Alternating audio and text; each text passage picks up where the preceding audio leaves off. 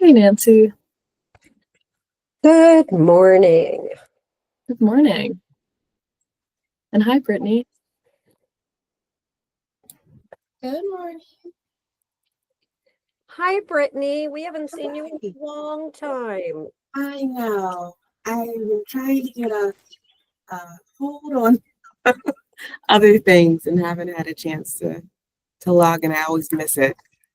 I know, and I wasn't saying that to scold you. I was just No, because we miss you. I miss you guys too. I was like, let me check in.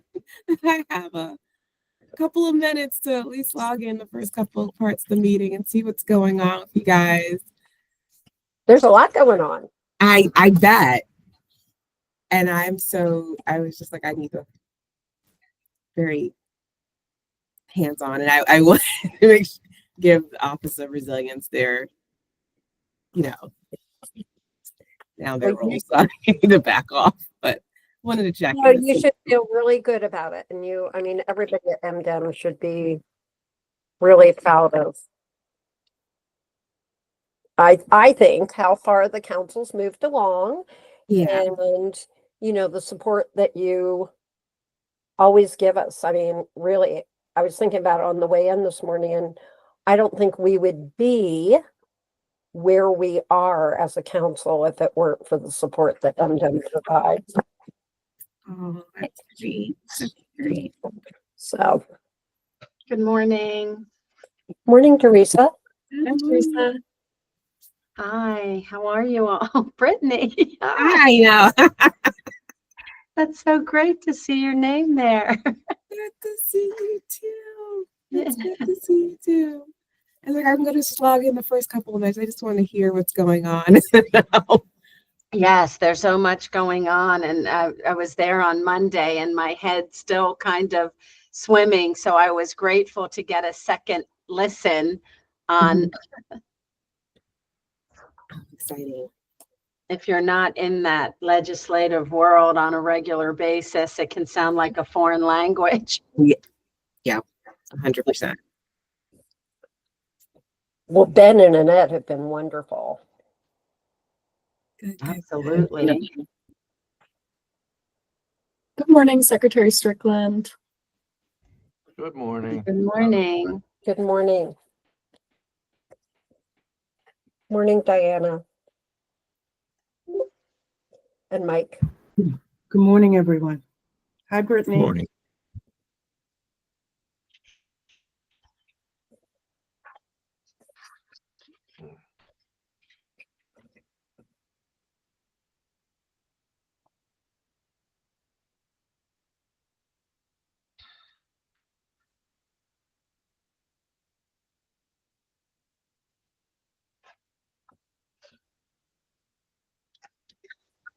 So it's nice to see so many people join. The roads were empty this morning on the way to work, which was sort of nice too. I think we're in spring break, Yeah. which was good.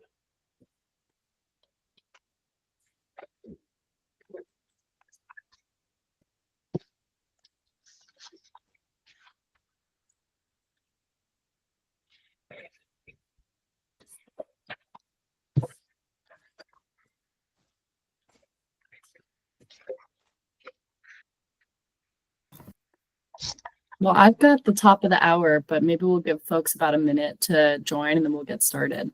Perfect.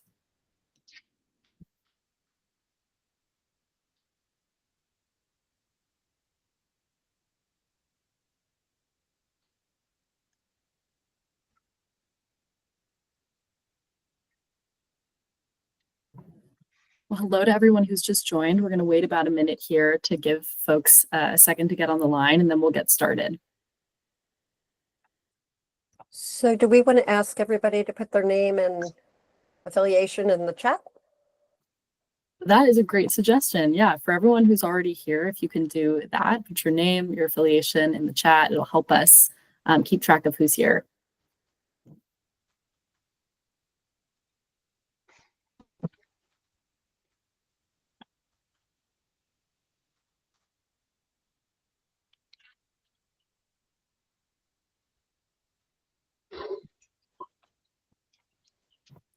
All right. And in the interest of time and knowing that people are going to continue filtering in, I'm going to go ahead and get us started. So first and foremost, we can talk a little bit about what's coming on this agenda. The reason I'm getting us started is because we have a lot to go over today. So we'll start out with our usual kind of opening type announcements and all that good stuff. We'll get a welcome from our co-chairs. I have some administrative things to go through. Nancy will lead us through adopting the minutes from the previous FSRC meeting. And then we'll get into a council member spotlight, which is a new thing we're doing in meetings to help make sure that we're all familiar with the work that everyone is doing on the call. We talk about big issues and we don't always get to hear about what people are doing on a day-to-day basis. So we'll hear from Teresa Stahl about some of the great work that she's doing. We'll get a legislative session debrief from Ben Yellen from CHHS, which I know many of us have been hearing his weekly updates, and I think this is really going to be a great way to kind of tie it all up and allow us to have a discussion of it. Nancy and I will lead us through a quick check-in on the annual report.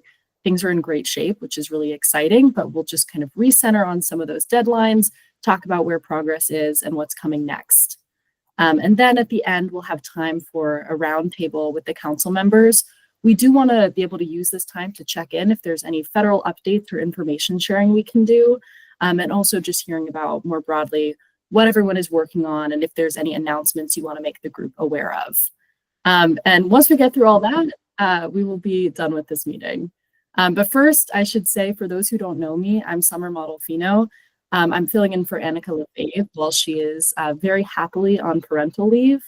And I am with the Maryland Office of Resilience as the Deputy Chief Resilience Officer. And with that, I'm going to hand it over to our co-chairs, Secretary Strickland and Nancy Nunn, to say a few words. Well, thank you, Summer, and thank everybody for taking the time to be with us today. It's probably almost a waste of time anymore to say that we're in some very, very interesting and challenging times, because we've been in it now for a couple months and we're still trying to figure out what the direction and what the future may be. But I applaud the members of this group and what they do each and every day in their day jobs, and to take the time to come together with this group to make recommendations that we can put before the state legislature, I think is commendable. So I just really want to extend a very special thank you. And maybe as we get to the end of the meeting, there's time, we can talk a little bit about some of the drudgery we're going through with the federal end of things. But again, I'm looking forward to hearing what you all have to share today. And with that, I'll turn it over to Nancy. Good morning. I would second Secretary Strickland's remarks. People are sort of, it just seems like we've been in an age of uncertainty for so long and difficult times. And I would just, reflecting on it on the way in this morning, I just really want to thank the Secretary and the MDEM staff. I think everybody on the Food Council would agree we could not be housed in a better agency than MDEM to deal with the uncertainty that we constantly are facing. I also want to thank all of the Food Council members. As Summer said, the process seems to be going really smoothly this year for the recommendations, and everyone, both members and also everyone else that's joined the calls, have been great about sharing their expertise, their knowledge, and making very thoughtful recommendations. So thank you so much for joining us, and look forward to continuing our work. Great. Well, thank you both. What a perfect way to start. And before we get into the official agenda, I did want to share a happy update from Annika. This is new from what I shared with you, Nancy. So this was a last minute decision, realizing this is probably what everyone wants to see and hear about. But as I mentioned, Annika's on parental leave. She gave birth to her daughter, Clara, on March 9th. This is her first child. They are both healthy, happy, as you can see, absolutely adorable. And so we wanted to make sure to share some of that good news with all of you, because I know Annika would want this group to get to see how well things are going. And we're very happy that she is not checking email. She is not, logged into this meeting, but she is really enjoying her time with her family.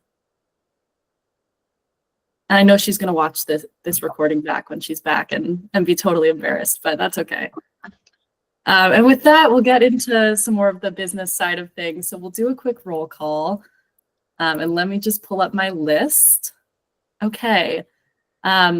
I think I saw you, but I'll start here. Jesse Albright, are you on the line?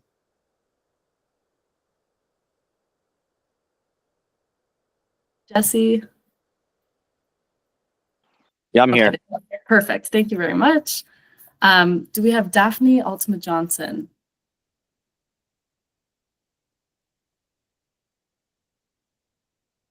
It looks like you're here, Daphne, but I'm not hearing you.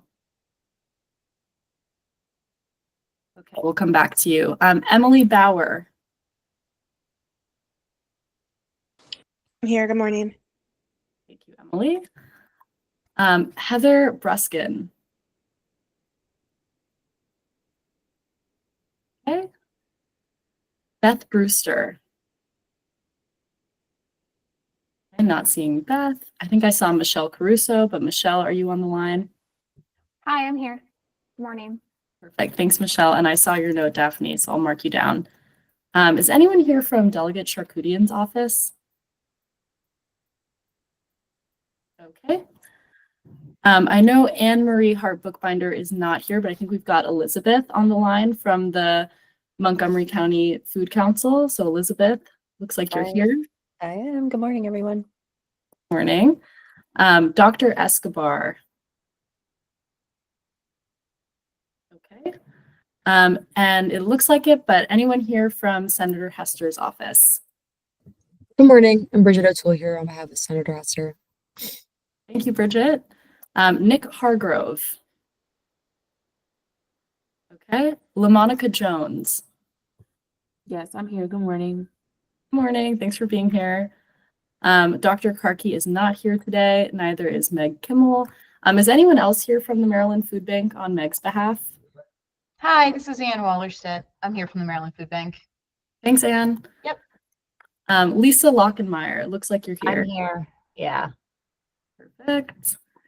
And then I know we don't have Taylor Lefebvre today, but I think we have Lindsay Adams joining in his stead. Yep, I'm here. Thank you, Lindsay. Dr. Lansing, I believe I saw you. Good morning. Good morning. Do we have Grace Leatherman? This is Lisa Garfield. I am sitting in for Grace today. Thank you, Lisa. Joe Liu. Good morning. Good morning. I think I see Steve McHenry. Good to see you, Steve. Good morning. Joe Malone. Hello, good morning. Good morning. I know we've got Nancy. Is Secretary Addix or anyone else from Department of Agriculture here this morning? Mark Powell here. Good morning, Mark. Dr. Range, are you on the line? Okay. Carl Schlegel. It looks like you're here. I'm here. Okay, great. Teresa Stahl, I see you. And then I know we've got Secretary Strickland and Diana Taylor.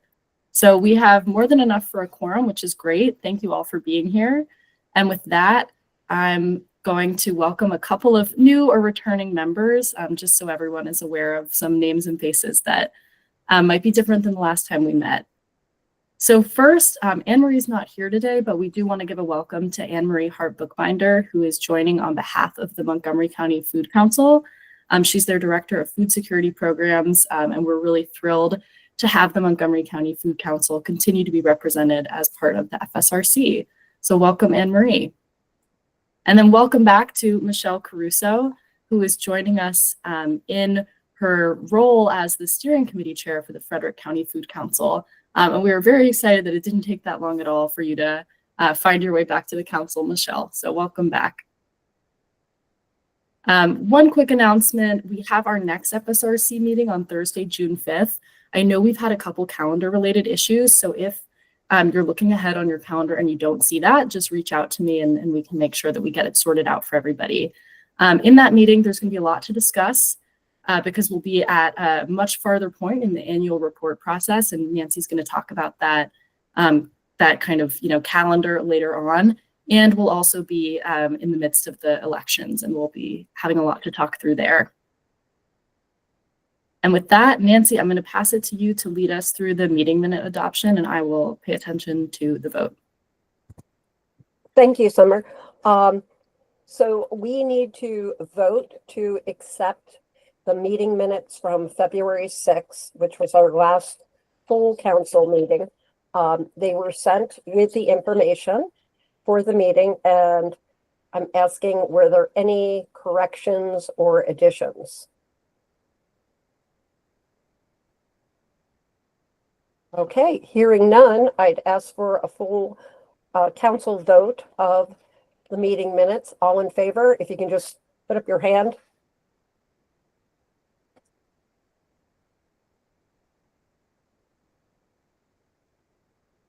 Great. Any opposition? Everybody can put down their hands. Just trying to give you your morning exercise. Okay. The minutes have been accepted. Thank you, Summer. Fantastic. Thank you, Nancy.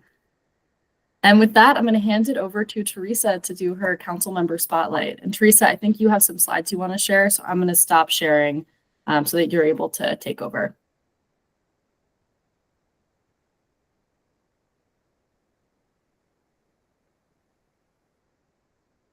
And let me know if you run into any issues with doing that, Teresa.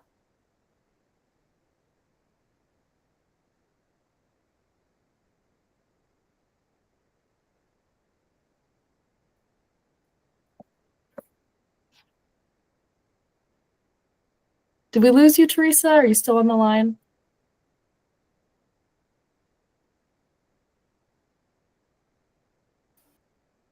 Teresa, I can see you, but I think you're muted.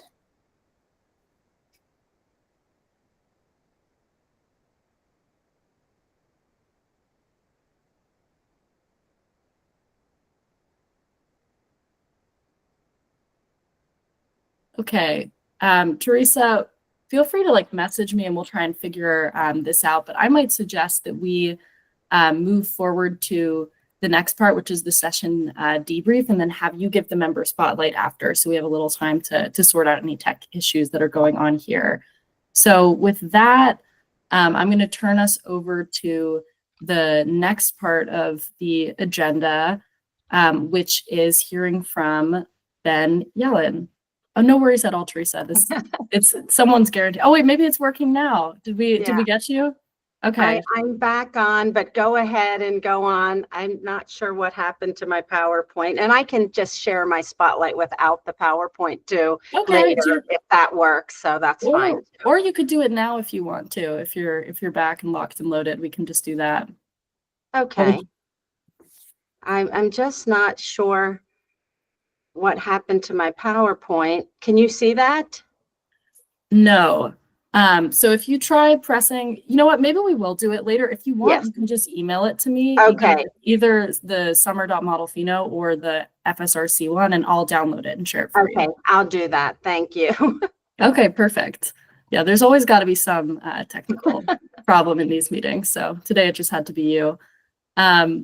With that, let's see, let's bring us, oh, there we go. It looks like Ben has taken over. Thank you, Ben. Feel free to jump in. Always ready to jump in when a backup is needed. Hi, everybody. I'm Ben Yellen at the University of Maryland Center for Health and Homeland Security.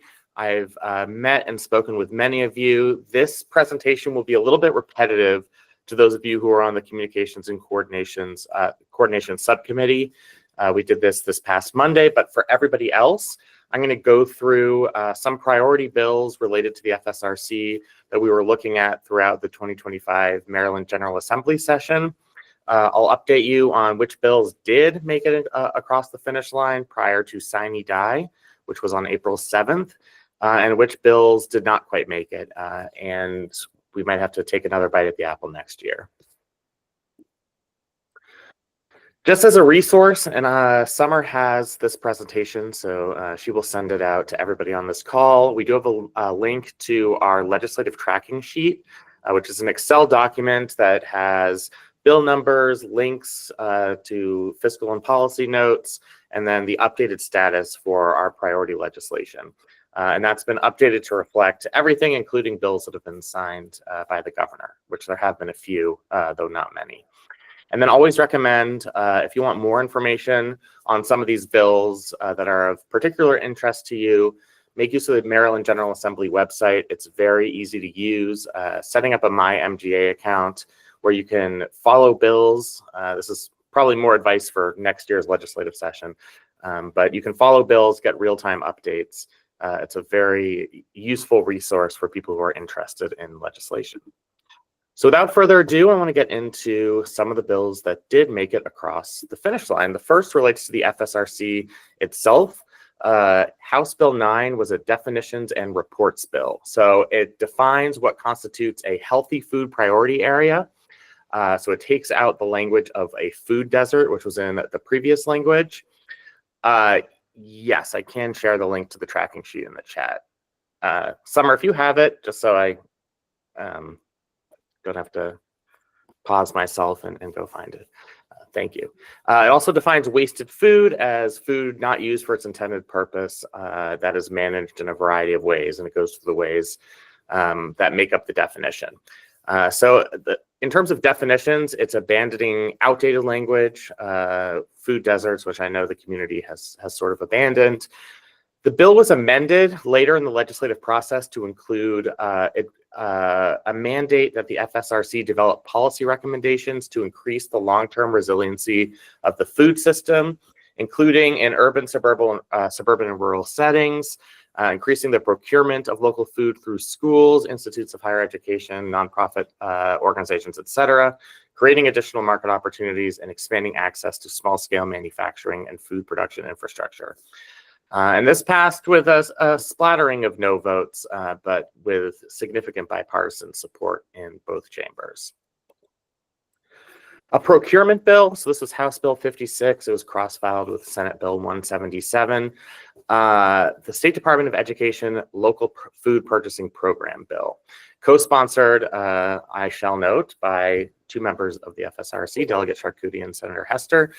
The bill as amended would require the Maryland State Department of Education, in coordination with the Department of Agricultural and Department of General Services, to establish a program when funding is available to procure local food for local schools. And the bill defines local food in three ways. First, it's from a local farm, and the definition of a local farm comes from the previously enacted Certified Local Farm and Fish Program.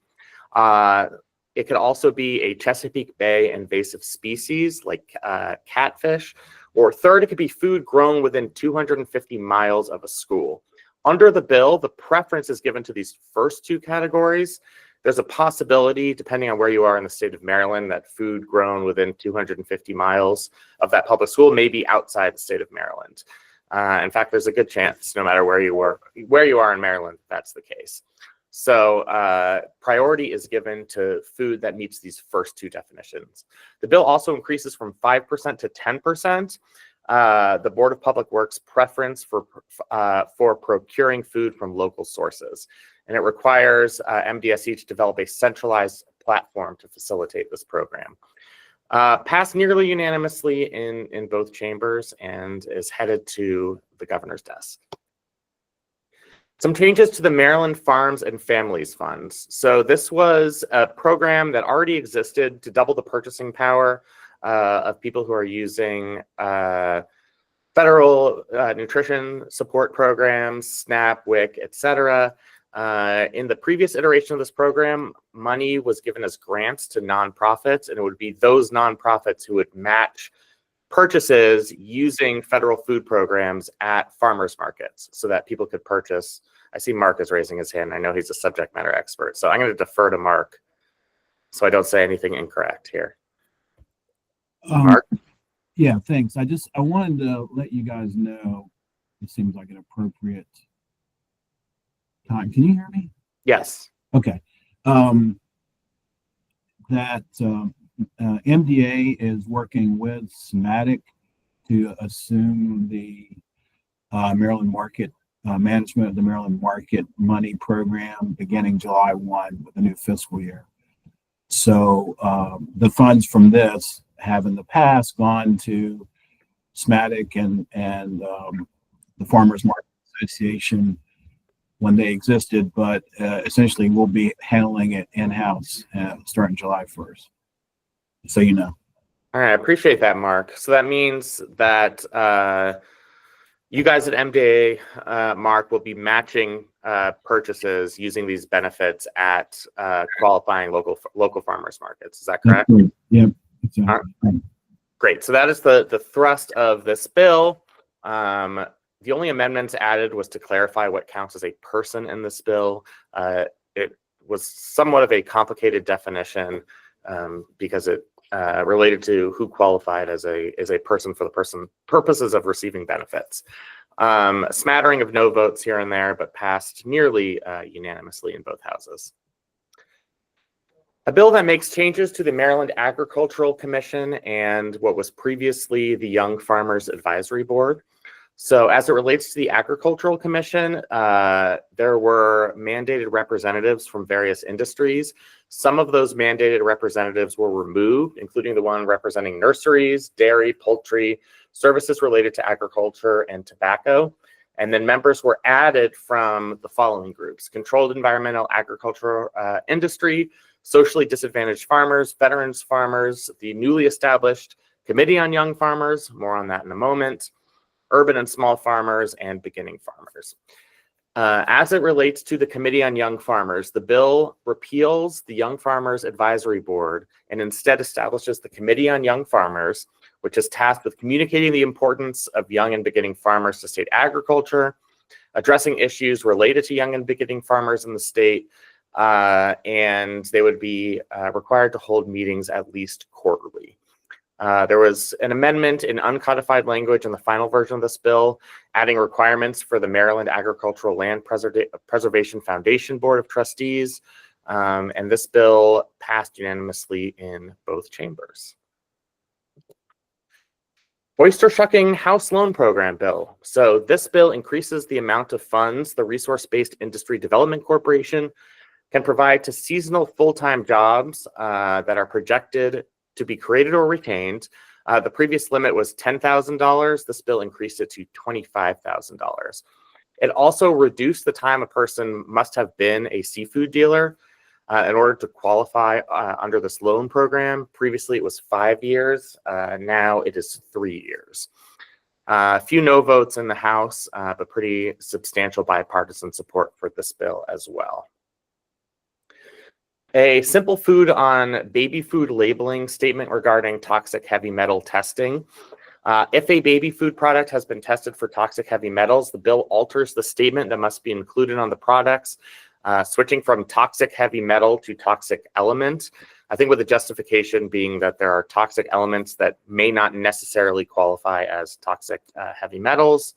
And then there's language in this bill about adding a QR code that people can get more information on whatever toxic element is included in that product. Passed unanimously in both chambers. There's this very complicated environmental bill. The bill is called the Chesapeake Bay Legacy Act. It was an initiative of the governors. It's a kind of an omnibus Chesapeake Bay protection bill, but there are a few portions of the bill that I think are relevant to the FSRC, and I'll try and go through those quickly. So the first is a provision establishing the Maryland Leaders in Environmentally Engaged Farming Program to develop and promote conservation of wildlife and pollinator habitats, the reduction of nutrient input, the use of natural filters, healthy soil practices, facilitating outreach and experience in agriculture to underserved communities, partnering with food banks, using renewable energy, and assisting new farmers. The governor is required in future fiscal years to appropriate $900,000 for the Leaders in Environmentally Engaged Farming Program. That had been amended down in the original bill. I believe it was $1.2 million. So through the amendment process, given the state's fiscal restraints, that came down to $900,000. There's also a separate portion of the bill dealing with water quality monitoring.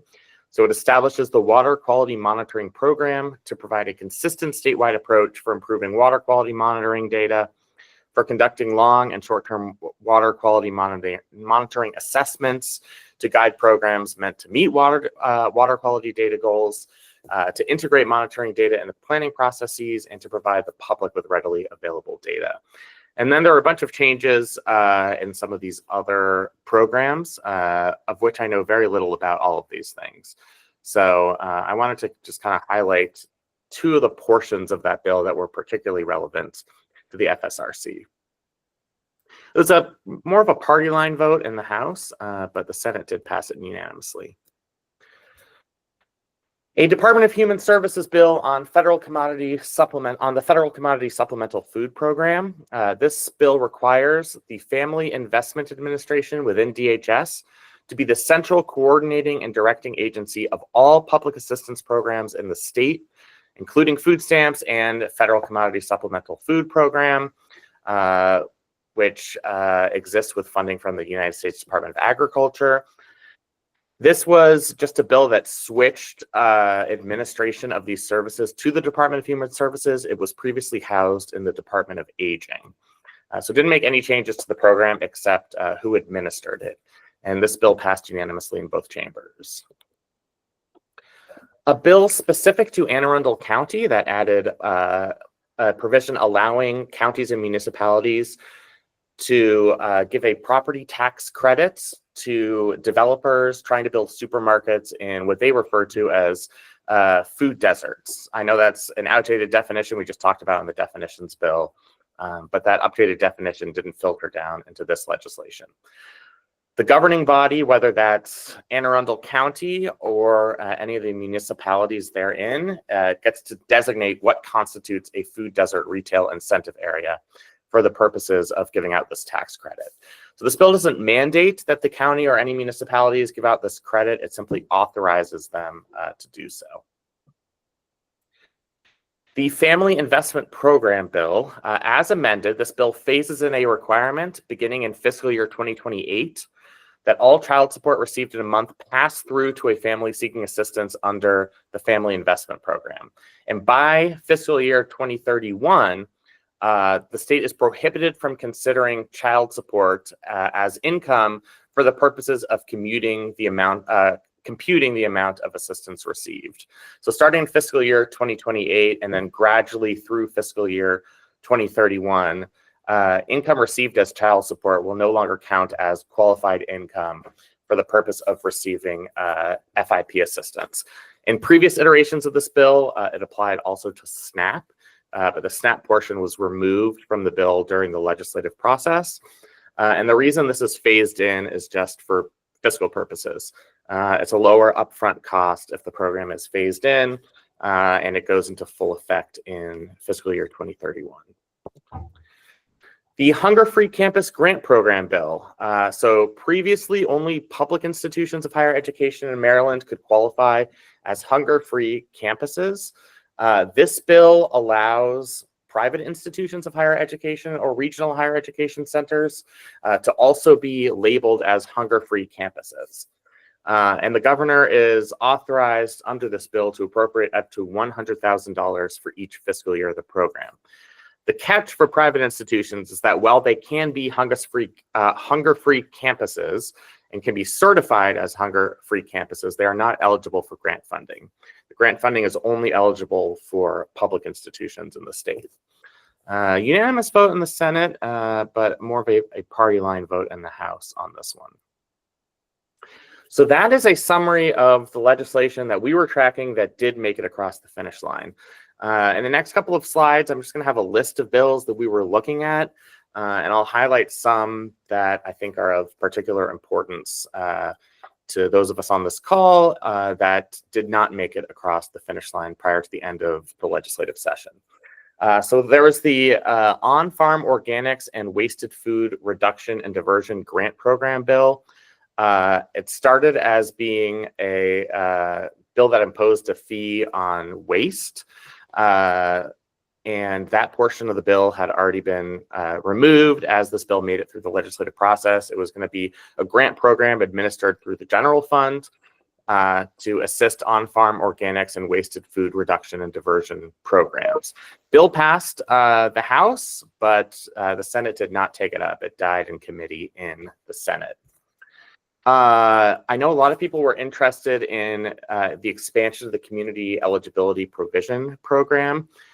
This was an initiative of the budget chair in the Senate, Senator Gazzoni. Ultimately, neither chamber passed the expansion of CEP, I think largely due to the fiscal constraints of the session, the fact we're facing a large budget deficit. But I think expansion of CEP could come up in future sessions. There was a idea at one point that one way the state could raise revenue would be a tax on sugary beverage distributors. So this would have imposed a 2-cent per ounce tax on sugary beverages, including things like diet soda, because it has aspartame, not healthy, kind of the same way sugar isn't healthy. So that tax would have applied to them as well. Ultimately, the governor and leaders in the legislature decided not to follow through with that as a revenue raiser for the budget. There was a bill that would have added a question on the Maryland College Aid processing system about food insecurity. And this was a bill that would have required the Maryland Higher Education Commission to consider food insecurity as part of a college aid processing application. That bill passed the House, but did not make it out of committee in the Senate. And then I know there was an effort to have a healthy food priority area study. As amended, the study would have been a task of the FSRC. This was House Bill 1434, which did pass the House. There were hearings in the Senate, but ultimately this bill did not make it out of the Senate. So we will not have at least a legislatively mandated healthy food priority area study next year. And then a couple pieces of legislation that were withdrawn prior to the end of the session. Just a couple ones of note. We were tracking a bill that would have fundamentally changed food and product labeling in the state to get rid of the sell by and use by distinction, or sell by and best by distinction, and changed everything to a use by distinction. That was withdrawn. I think they're going to try and work on that and take another bite at the apple in the next session. And then every year there's murmurs about allowing the sale of alcoholic beverages in chain stores, supermarkets, etc. A bill was introduced in the Senate, but it did not make it anywhere, even though the governor has intimated some support for allowing the sale of alcoholic beverages in chain stores. Just a quick slide on the budget. I'm sure almost everybody on the call has some knowledge of budget negotiations and the final compromise that the General Assembly came to. They passed a budget package. The actual budget is in the budget bill, House Bill 350, and then revenue provisions are mostly contained in what's called the BRFA, or Budget Reconciliation and Financing Act. Final version of the budget contains approximately $2 billion in spending cuts. Some of these are one-time transfers from special funds, including the Transportation Trust Fund, and crucially, I think to some people on this call, some funds relating to land preservation also saw their special funds money get cut and moved into the general fund. There were previous cuts that I think a lot of us were concerned about. Those were restored, including cuts to somatic and to the Developmental Disabilities Administration.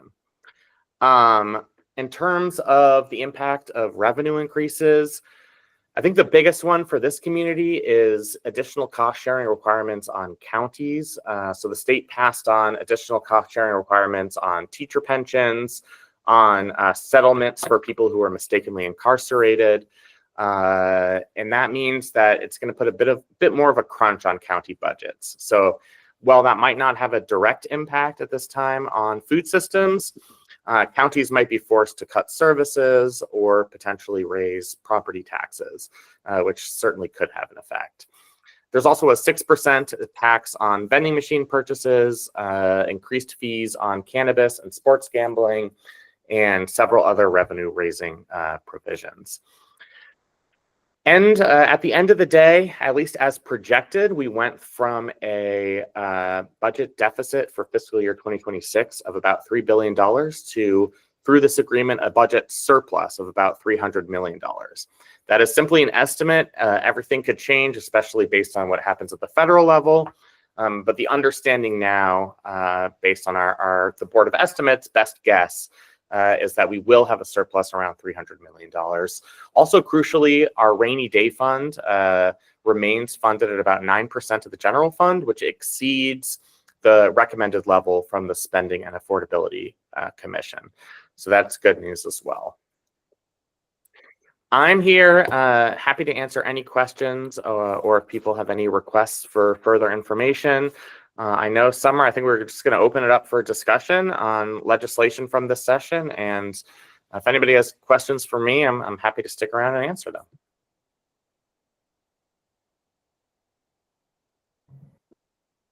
Yep. So with that, does anyone have any initial questions based on the information that Ben just shared, or if there's a particular bill or kind of fact in there that you want us to go back to?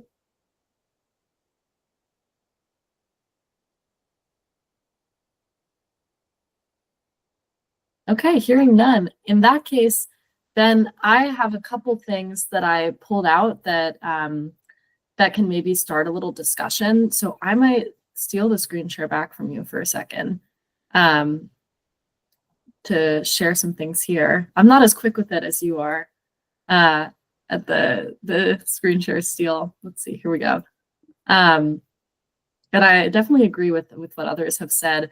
It's been amazing to be able to hear the updates from you every week, and it helps us all, I think, to internalize it even more to get to hear it again today. So one thing I wanted to call out in particular, two bills that Ben already walked through that specifically mentioned the FSRC, or that we've been tracking more closely, just so we can drill down deeper and answer any questions if folks have them. So the first is House Bill 9. So that is the bill that included the definition changes and all the good stuff that Ben shared. And that's the bill that basically the FSRC provided suggestions to Delegate Charkoudian about what might be helpful to adjust in our statute. Ben mentioned this. These are actually, I think, your exact words, Ben, that I've just pulled onto a slide. The legislation also included some additional language around FSRC policy recommendations. So there's a few bullet points in here that are new. This one around in urban, suburban, and rural settings, increasing the quantity, quality, aggregation, marketing, and distribution of local food, increasing the procurement of local food through schools, institutions of higher education, nonprofit organizations, which I think was one of the new ads, and other institutions, creating additional market opportunities for Maryland food business, and expanding access to small-scale manufacturing and food production infrastructure. Just knowing that we're in the middle of the report drafting process, I want to kind of address this, just so folks are aware of kind of how it all comes together. I think a few of these bullet points we know that we're already really, really clearly and directly addressing through the report. But I also wanted to flag that MDA is working or will be working on kind of a strategy related to local food production and procurement, which will help knit together some of these other pieces, and which is something we as the FSRC more broadly can help to support. So I'm not sure, Mark, if there's anything you would add from the MDA side. If not, that's totally fine. But did want to flag that side of things kind of comes into play here. I don't know that I have anything to add, except that we definitely are working to, increase business opportunities for farmers. Yeah, I'm not exactly sure what specifically this is referring to. So Gotcha. Summer, Rachel's also on the line. Rachel Jones is also on the line. I don't know if she wants to weigh in. Great. Yeah, Rachel, Sure. if there's anything, go ahead. Thank you all. First of all, I want to thank Ben and the rest of the team for the weekly Monday calls all throughout session, and for constantly staying on top of these issues and these important pieces of legislation. You already covered several of MDA's departmental bills, and Ben gave a pretty good review of those. So I don't think I have anything too additional. I will say that I believe it was HB 56, where there was a component there on strategic reporting. And at some point, the delegate and senator requested that MDA take a little bit more of a engaged role in developing a strategic plan, which we said we'd be happy to do, understanding that the FSRC is a volunteer body. And we discussed that with Anna at MDEM and said that's something that we believe we could do. And so I know that we'll be looking into developing some reporting for for Senator Hester and for Delegate Charkoudian in the legislature, based on some of the programs that we already have that overlap with the original strategic plan for the FSRC. And so we'll be coordinating and making sure that we share that information. Well, thank you, Rachel. I really appreciate it. And we appreciate you joining the Monday calls. And I think we all always learn something from you. So the thanks go right back to you. And Leslie, I see you have a hand up, Leslie. Please go ahead and jump in. Hi, I just wanted to add some additional commentary to what was just said. So certainly MSDE will be leading the procurement of local foods for schools, for school districts in collaboration with DGS and MDA. And there is also a mandate for reporting on how much is actually being supplied to schools that will be required by the legislature as part of HB 56. So just wanted to let you know. Thank you. That's really, really helpful, Leslie. Thank you both. The other bill that I wanted to flag, which I know Ben mentioned as well, which did not make it to the Senate crossover and did not ultimately pass this session, was related to the Healthy Food Priority Area Study. Some folks may remember this was originally, I think, the Food Desert Work Group bill, but kind of got adjusted, as Ben said, along the way, so that in its final form, it would have been a study done by the FSRC that looked at and recommended strategies to attract and retain grocers in healthy food priority areas.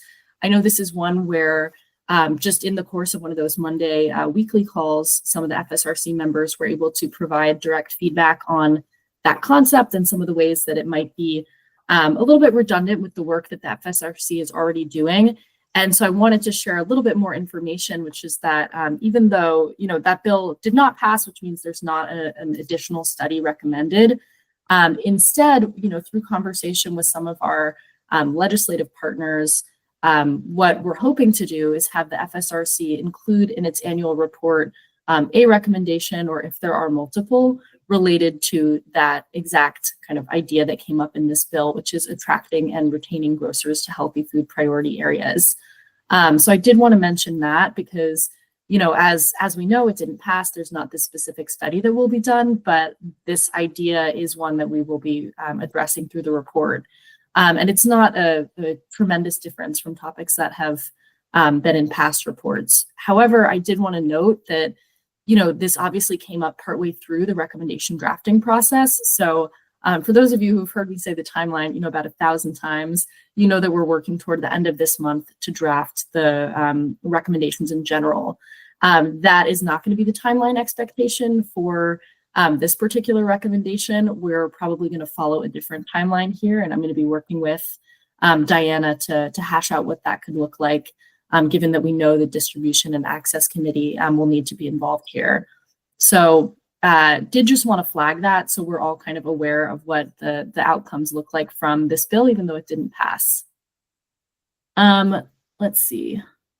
I'm looking at the comment that you have in the chat, Dr. Lansing, making sure that we align recommendations with the new priorities from HB 9 is what I'm assuming.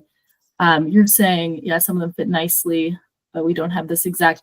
Yeah, so I think the point that I would make there, Dr. Lansing, is that what we should definitely do in the report is make sure that we're pointing out where the recommendations do directly align to these topics. And then if there's other ones that are actually going to be addressed by that strategy that Rachel and Leslie were talking about that's related to HB 56, it could be as simple as kind of reiterating that strategy is happening through that group and emphasizing the FSRC's support of it. But if there's anything else you'd want to jump in on, Dr. Lansing, to expand on your comment, please do. No, I think that's it. It's just making sure that we put that in that new language in the report, because I know it doesn't right now fit in. It's not right now specifically in the proposed text for the recommendations. So. Absolutely. Yeah, it's a good point, making sure we keep track of those details and have it spelled out. So those are the pieces I wanted to make sure to discuss specifically, and then did want to just one more time kind of open it up in case there's anything that y'all are thinking about with the outcomes of this legislative session and how it might impact our report recommendations. I think Dr. Lansing kicked it off with a good one. The other question would be thinking about how those recommendations might be responsive to the fiscal situation or the budget outlook. And I think I've seen the ad hoc work groups really being thoughtful about that and thinking through, what can we accomplish that doesn't have a huge dollar value attached to it. But I will just open it up in case Nancy or others have any comments that you want to make, things that you think we should be thinking about post-session as we're making our way through this report drafting process. Oh, please, Teresa, go ahead. Hi, I have a question about that 200-mile radius for the local food, and for those of us that live in the parts of the state that have, other states so close. Could you just clarify what you said about that, Ben? Sure. So there are 3 elements to the definition of local food under that bill. The first 2 definitions are given priority. So the first 2 definitions are from a local farm as defined in the, the Certified Local Food and Farms Act, which passed in a previous legislative session. The second is Chesapeake Bay invasive species. So I think catfish being the most prominent example. And then given a lesser priority, it's food procured from farms within 250 miles of the school. So again, those first 2, which pertain to our local Maryland food sources, are given priority for procurement, but there's still that third element as well, that there is a preference for food sourced within those 250 miles. Okay, thank you. Great. Leslie, it looks like you have a hand up. Go ahead. Yes, I just wanted to add a little nuance to what Ben has shared. So the priority is local Maryland.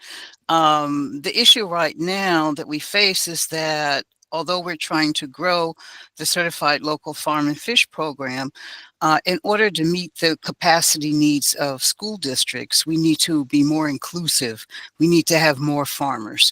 So what we have done is said, let's allow as many farmers as we can into this program and project that we're developing to actually procure local foods for schools. And currently, given some of the procurement that's going on now, it's reasonable to allow actually a 250-mile radius from any school delivery site. So that's what's included in the bill, with the intention of growing the CLIF program. So hopefully that provides a little bit of nuance as to the intention of the 250-mile radius.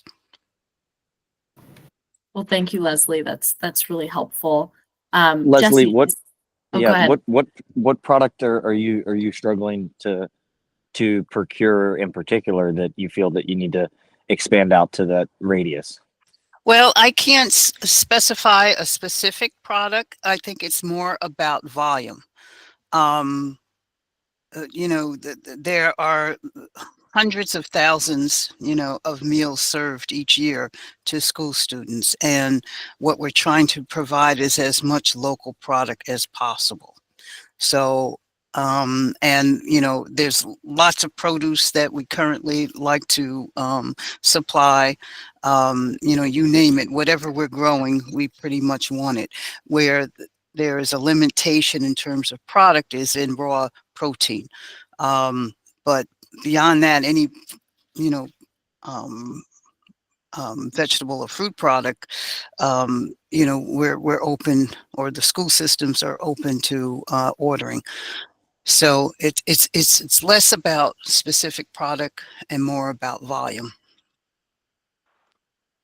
Okay, because I mean, based on conversations that I've had, and I don't know if you were down in Annapolis when MDA had their work session and so forth. I mean, I think that there's plenty of farmers out there that would grow the volume and so forth, but maybe the problem is the processing that you all require on the back end. Because are you taking the raw vegetables in, and you guys are cooking them, or do they need to come pre-cut and bagged and processed? Well, 'Cause, I you mean, are that's absolutely right about that. because So that's the problem that I've foreseen with these programs, and even the same way with the protein. I mean, on protein products, you're willing to take something, but they all have to be exactly 3.2 ounce cutlets and so forth, and that's just not a realistic expectation for a small to medium sized producer.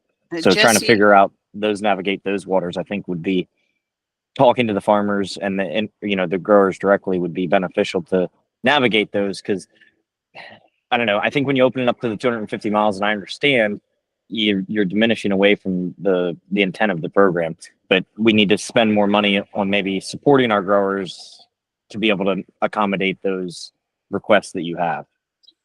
You are absolutely right. So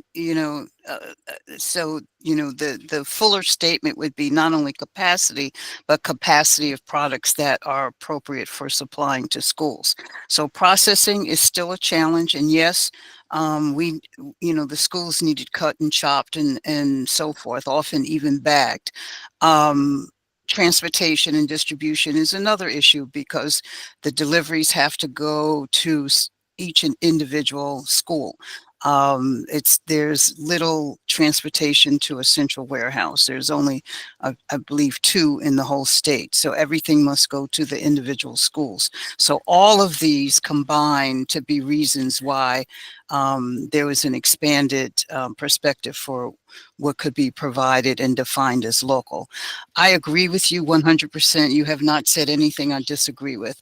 One of the aims that we have is, as we grow this program, as we work in concert with MDA, that we begin to address the issues, the very issues that you have talked about. So it's a combination of and confluence of factors. Just so you know, in the fall, I don't have a date yet, we will be convening a focus group so we can talk about these very issues, because we would like to actually grow and be inclusively Maryland.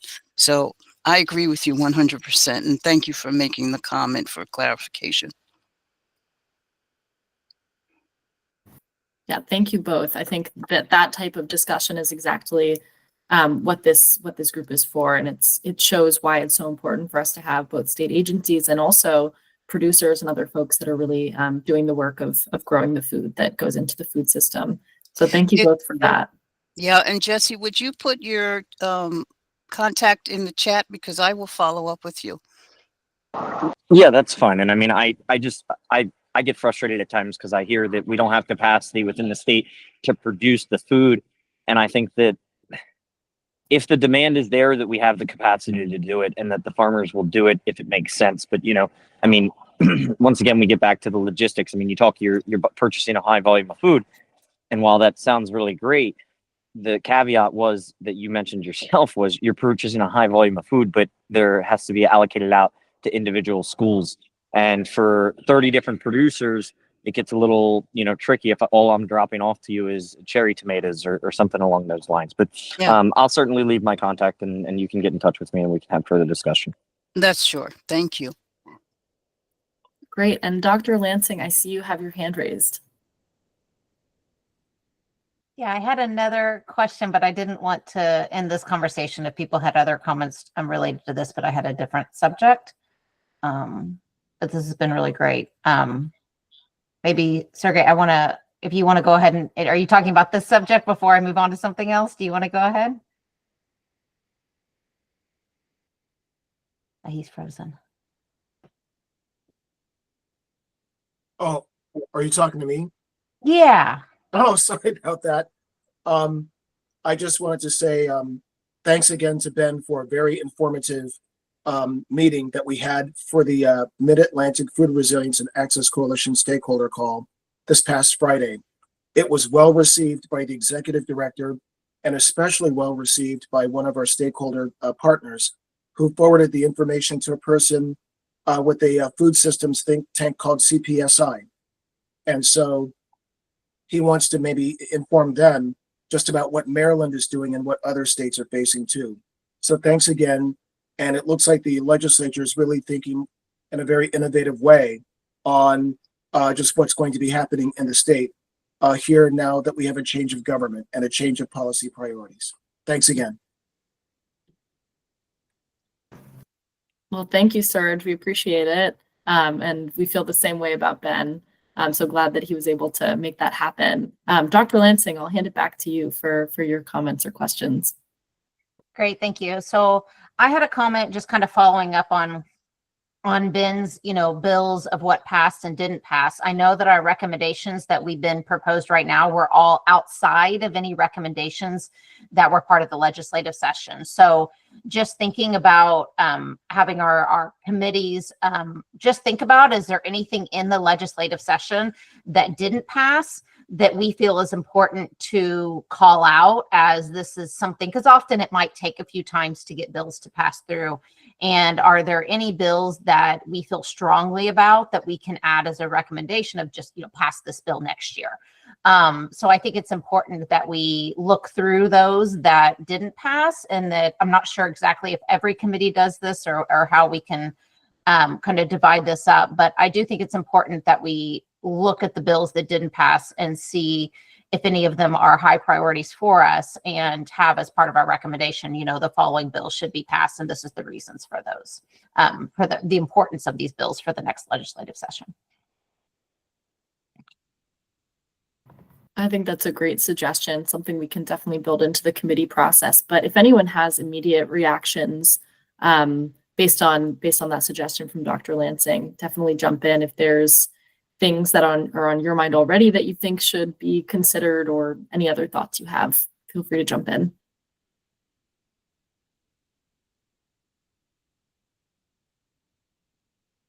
And I see the note from Diana agreeing with that.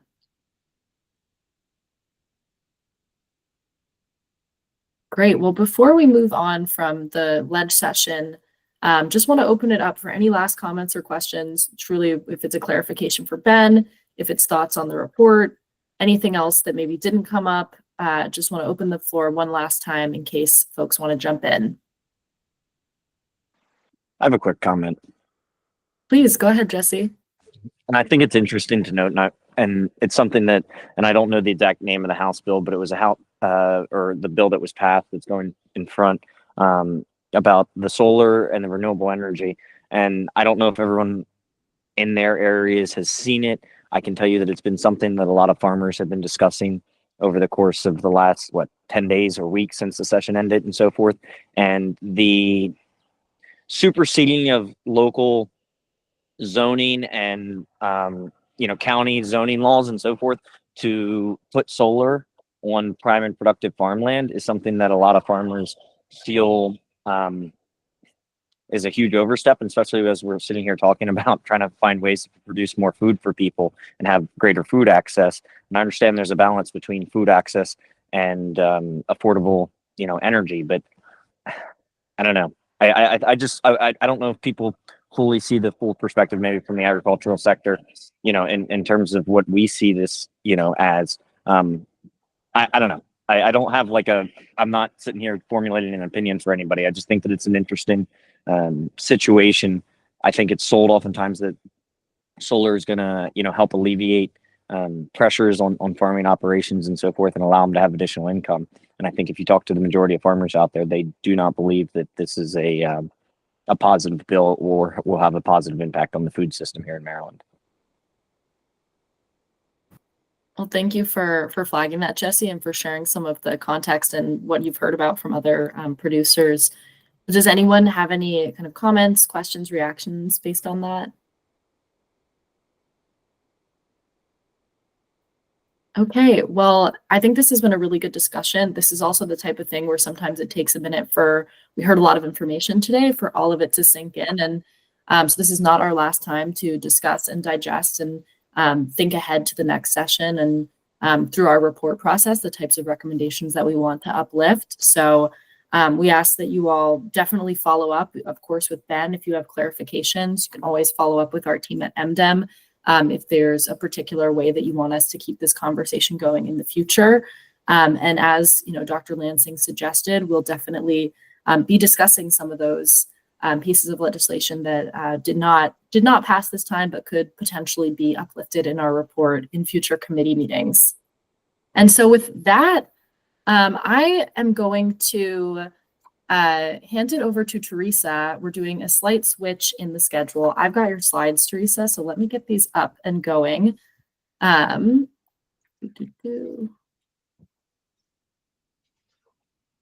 Hopefully I don't have a technical issue here. Okay. Thank you. It's so funny. I had a technical issue earlier today. So sometimes I think, the tech just is not agreeing with me at all. But I thank you all so much. That is so much great information. And will we get those slides, Summer, so that we can look at those? Yep, you will. Withdraw or didn't pass. Okay. Thanks. Well, thank you for the opportunity to share. And are you going to put it on the slideshow? Oh, is it not showing? See, now I'm having technical Well, issues. it's showing in kind of, not the slideshow version. All right. Let me try and get this figured out. And I can just share anyways without it.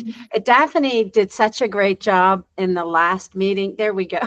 Is it working? She did a great job in the last meeting, kind of going from her background and then through her career. So I just followed her great lead. So we can go to the next slide. Just my background is I was born in Baltimore, and my dad is from the Philippines and my mom's parents are from Italy. And I share that because I really grew up in food loving cultures. So I loved food from the very beginning, probably my biggest love.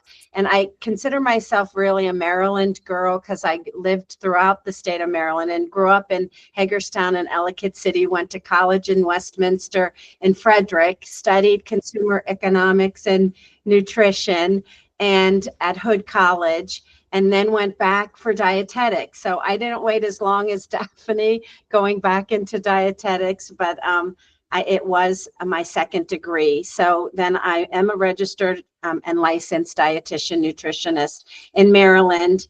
And so my early years is next. And my advocacy work really began early in my career. In 1985, licensure was passed in Maryland, and I consider that my first advocacy work because I did work closely with a committee and with legislators to pass licensure in Maryland, which would help protect the public by having some standards of practice for the field.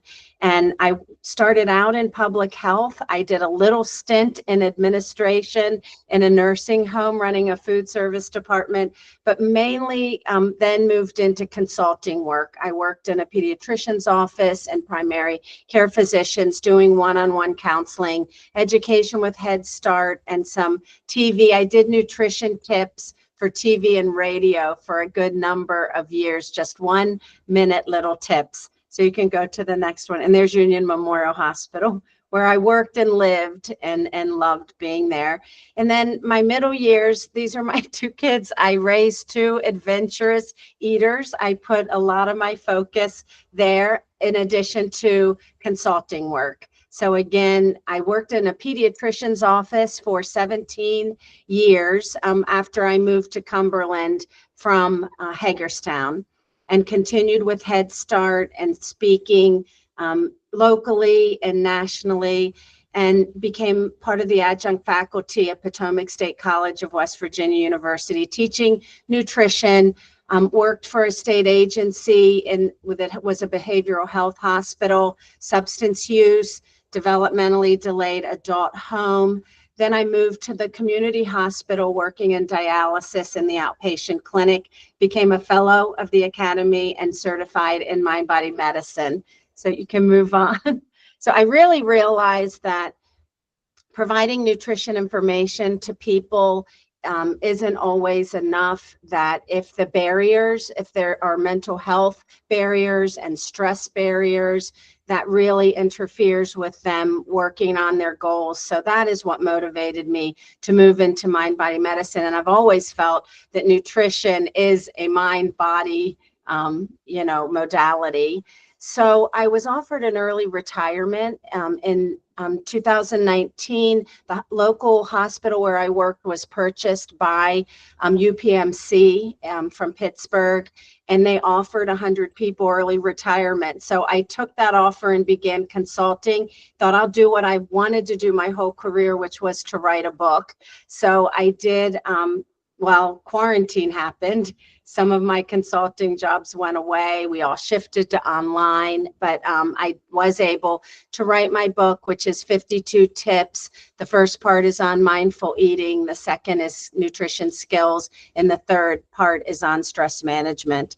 But during that time, I was able to continue my work with the Food Council. We were fortunate to have Johns Hopkins Center for a Livable Future, who has helped so many of us with our food councils, come to our area. And because I had done my full career really in nutrition counseling or teaching, I was in my silo and I was just happy there. But when the Center for a Livable Future came and opened my eyes to being part of the larger food system, a fire was really lit in me. So I got involved in the Food Council and continue to do that. And I was very happy when the health department got funding for this full-time nutritionist position, which was the first full-time funding for a dedicated public health nutritionist for 20 years in my county.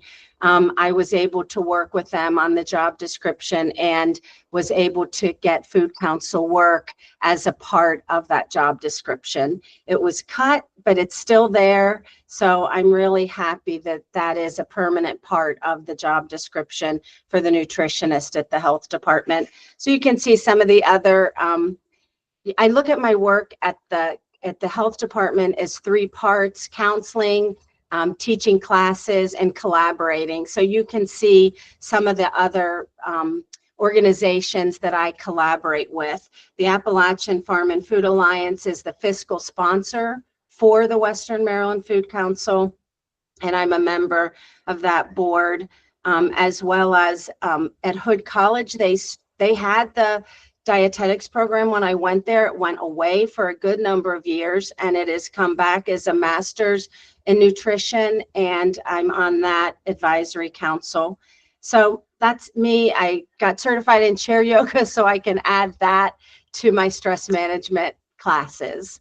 So I'm thrilled to be part of this Food System Resiliency Council, and I really learn so much every time. I'm not a public policy person, so I feel I get a wonderful education every time I come to these meetings, and I appreciate collaborating with you all. Thank you. Well, thank you so much, Teresa. That was really fantastic. And yeah, I think proves why it's so great to get to do these sessions, because, we hear from you sometimes just in some limited capacity of what you do. And I agree with Diana. We gotta get some copies of that book to this group. Thank you. Well, fantastic. Diana, please go ahead. As Teresa was speaking, Steve put a very interesting thing in the chat that I think that we really do need to go back and revisit. And I agree with that it's not discussed. That it's not discussed to farmers. How it impacts. I don't believe we've ever had that discussion. So I thought that was very interesting. And it's something I definitely would like to go back and revisit. Oh, thank you, Diana, for calling that out. Steve, I don't know if there's anything you want to expand upon from your comment, but I see you're just responding to what Jesse was saying and the bill that he brought up as one that is causing some concern. But Steve, definitely the floor is yours if you'd like to add anything to that. No, I just wanted to acknowledge Jesse's point. There are a lot of issues that affect farmers, some of which are discussed during the communications and committee process, but many of them aren't. The one that Jesse mentioned was extremely controversial and remains so.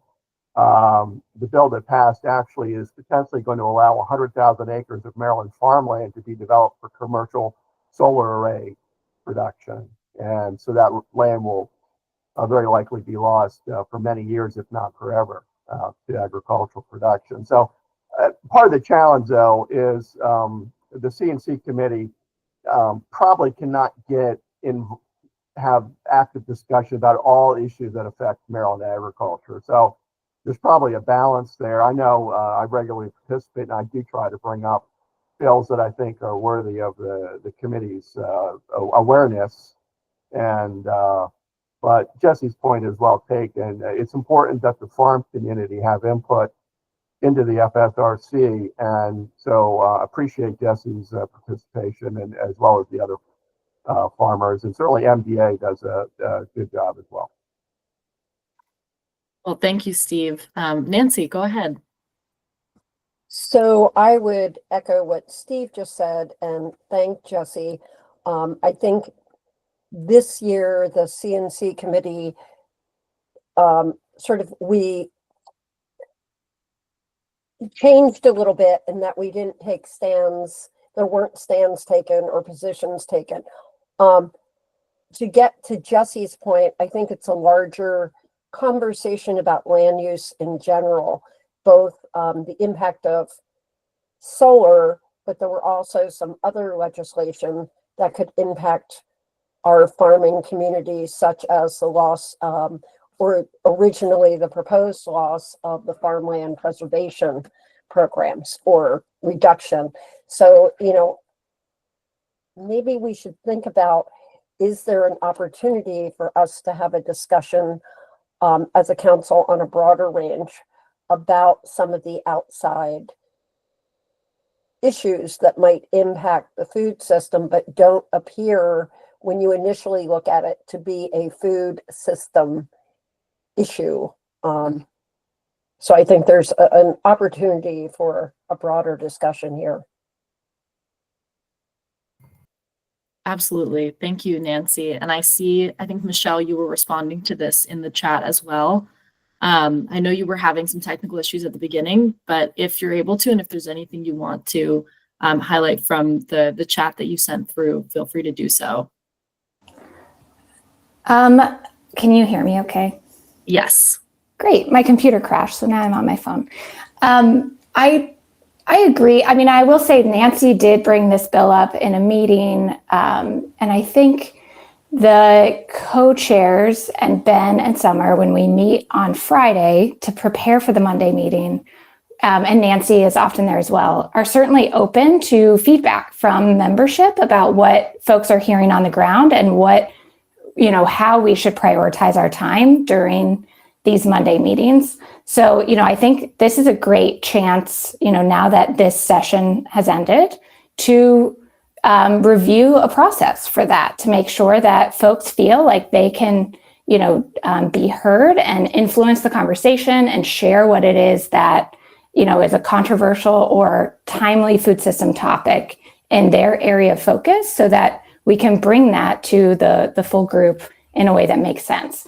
And I think those calls, this year shifted from being, just like you were saying, Summer, from trying to influence legislation to trying to educate food system stakeholders on what's happening, so that if they chose to take action to influence legislation, they could do so and have a better understanding of the full food system picture within the session. So, certainly we're a relatively new group as the FSRC. We're constantly refining our processes. And, this is a great opportunity to do so for, the future. So just really appreciate that folks felt comfortable sharing all of these things in this group. I think it's lovely to have discussions as a full group like we're doing today. So I just really appreciate everyone speaking up and sharing. So thanks.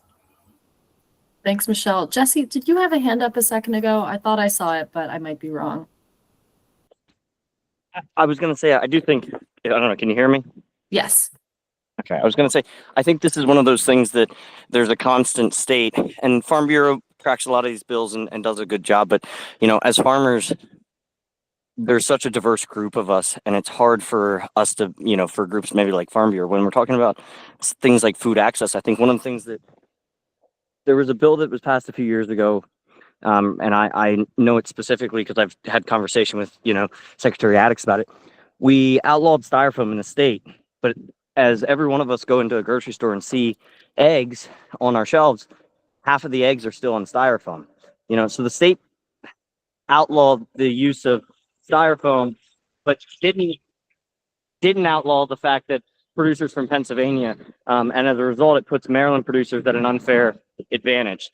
There's bills that constantly go through that affect the Maryland farmers, and as a result, affect what happens to food and the way food is impacted in this state, that the unintended consequences make it even more difficult for the Maryland farmers to have a competitive edge. And when we're talking about, years in which budget shortfalls and so forth and funding is going to be tight, it's just kind of frustrating. And I think this solar bill is just another example, because these are going to be large scale companies, private equity that's going to come in and buy up farmland, prime productive farmland. So now farmers have to compete with private equity for land, which ultimately affects the access. So I think it's important that groups like this can take a stance on some of these things, because the unintended consequences can have a huge effect on what we're trying to solve. Yeah, well, thank you, Jesse, and thanks for giving that additional example too from a previous session.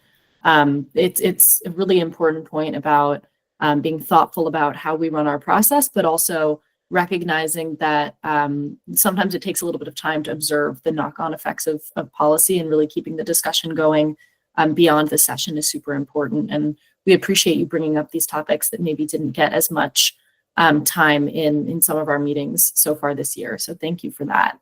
And I see we have a couple comments in the chat. Anne mentioning that Maryland Farm Bureau could be a good resource, and then Carl providing some input there about Maryland Farm Bureau's stance about this bill. Carl, if there's anything you wanted to jump in with, please feel free to do so. If otherwise, I think it's very clear what you've put in the chat.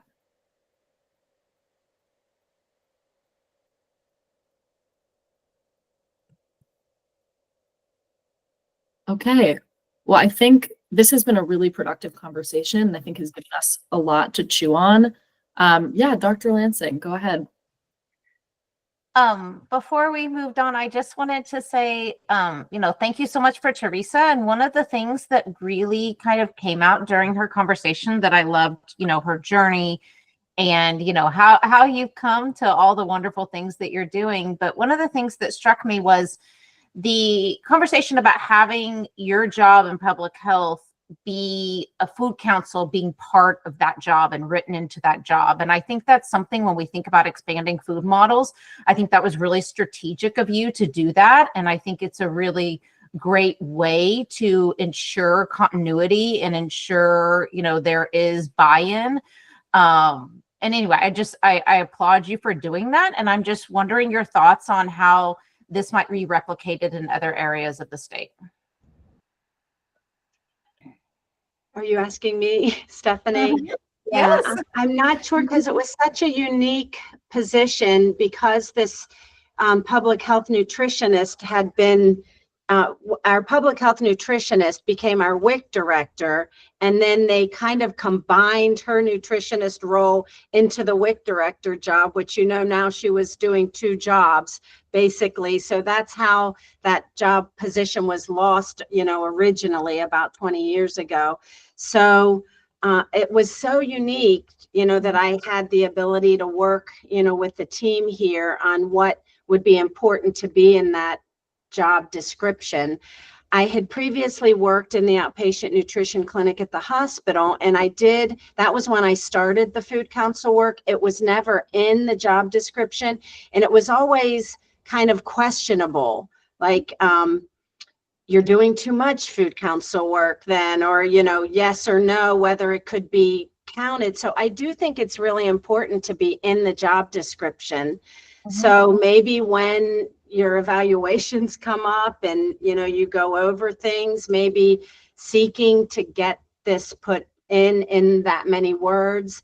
I know that I had requested more time than what, came out in the final job description, but the way it was said was if the other parts of your job, say one-on-one counseling, aren't taking as much time, then you can, fill that time with the food council work, because I said, we really need to have more time than that in there. So that would be my suggestion, but I do think having a really good understanding, because a lot of the food council work is after the normal hours of a regular job. And I do think that it has raised awareness at the health department, about the food issues that we face in the county.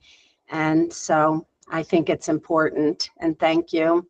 Yeah, thank you for your wonderful work. Thank you. Well, fantastic. Yeah, just echoing those thanks, Teresa, and thank you for being one of our member spotlights. With that, I'm going to get us back into the next part of the agenda, where we're going to do a bit of a check-in on the annual report, and I'll hand it over to Nancy to first start with the timeline. So Nancy, go ahead.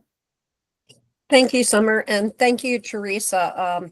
In addition to Teresa's role in Western Maryland, the Western Maryland Food Council's really been a leader for many of us throughout the state. So we appreciate everything that you do. So in front of you on the slide is the annual report timeline. I know that when we started this process this year, the dates specifically in July seemed very far away. And they are slowly creeping up on us. So I'm going to go through it very quickly, line by line. But I know that yesterday I looked at my calendar, looked at how fast April has gone, and really want to ask everybody on the council to highlight these dates on their calendars. Many of the deadline dates fall within holiday weeks or weeks that are notorious for vacation schedules. So in order for us to stay on time and to be kind to our MDEM staff who so willingly take our recommendations and draft the report for us, please respond to the emails requesting votes and asking for information. So with that said, we're right in the time frame that we are working on our draft recommendations. As Summer said, everyone's been wonderful about working on the draft recommendations, taking the time to gather the work groups. Our deadline for the draft recommendations to be submitted to MDEM is the end of the month. So it's the 30th of this month. We're not giving MDEM much time to turn around these draft recommendations and present them or provide them to the relevant state agencies. And in many cases, the state agencies have been very involved in helping us draft, but we know that it can be time consuming for you also to have those recommendations climb through your agency. So it's really important that we stick with those first deadlines. Then we're asking a quick turnaround on the state agency's comments, and they will be returned to us hopefully by the 15th of May. About a week later, the final recommendations voting forms will be sent to the council members. The only people that vote on the final recommendations are the actual members of the Food System Resiliency Council. So look for that on the 22nd of May, and you have a week to vote on them. And we don't want Summer to have to dog or nag any of us. So if everybody can be mindful of that time frame. Then a month later, MDEM will send back the draft report and the feedback form. And for those of you that have been through the process before, you're very familiar with the type of comments they're looking for. If you haven't been through it, it's a very easy process. You really just, you review it, read it, comment on a particular recommendation or a particular line on a specific page within a recommendation. MDEM, all of that information needs to be back to them by July 3rd. And on July 10th, we will receive the final report draft and our voting forms. And again, this is only for Food Council members. And then the deadline to vote for the final report is the 18th of July. So it's a pretty condensed period. We have a lot of moving pieces, a lot of moving parties within that. Summer will be helping us through it. Annika will be coming back during that time frame. So again, the easier we can make it on our support staff, the better that will be. So does anybody have any questions?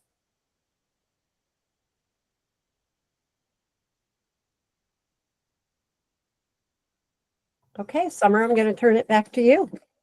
Great. And I will just say, we had a really fantastic question come up last week in the Environment and Production Committee, which was what happens if we're done early and ready for it to go to agencies?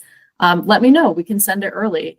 And there's 3 recommendations that I know are ready to be sent, and I'm sitting on those emails right now, which will go out either later today or tomorrow. But that's all to say, if you're done early and want to start the process earlier with the state agency reviews, reach out to me and we can definitely do that. We did just include some information for those who maybe have only been participating in one committee. If you're curious what the other is working on, just wanted to flag what the topics are that have come out. So first, for distribution and access, there are 6 ad hoc work groups. I've listed them all here.